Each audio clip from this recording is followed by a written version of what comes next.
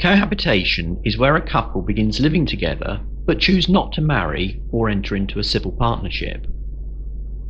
I'm Philip Elliott, and today we are covering the top 5 misconceptions about cohabitation and considering how a cohabitation agreement might be of assistance.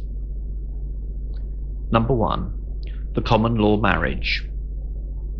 Contrary to popular belief, there is actually no such concept as a common law marriage.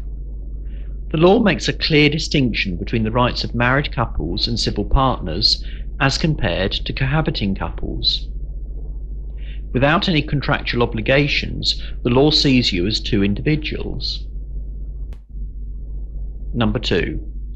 Even distribution after a breakup.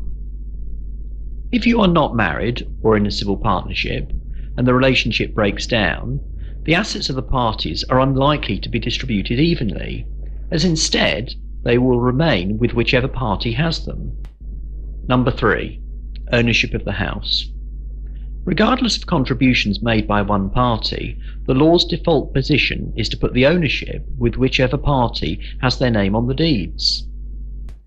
Potentially, therefore, one party will have to go through a lengthy and costly process to prove that his or her contribution to the house is enough to amount to a share in it. Number 4. A cohabitation agreement might upset your partner. A cohabitation agreement would set out how the parties will manage their finances when living together. This could include who will pay the mortgage and the bills, and who will pay for the holidays and food. Such a document could also indicate how each party would wish for matters to be dealt with in the event of them splitting up. No one wants to anticipate being injured on the roads, but we all feel better behind the wheel if we know we have comprehensive insurance. No one wants their relationship to go wrong, but it makes sense to think about the consequences of your relationship ending.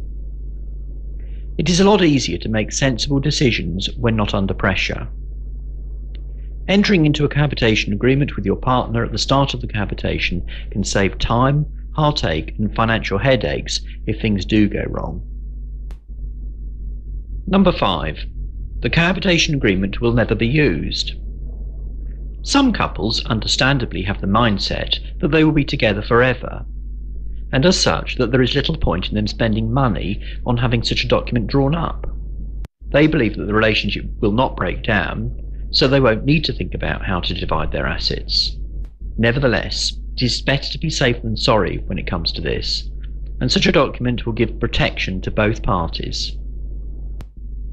If you are cohabiting with someone, it is best to draw up a cohabitation agreement to make sure that everything will be in order just in case the relationship breaks down. These agreements can be an efficient way to avoid disputes if those tough times do arrive. If you need help drawing up a cohabitation agreement, then please do not hesitate to contact us. For more top 5s and other content regarding the legal landscape, subscribe to our channel and follow us on Twitter.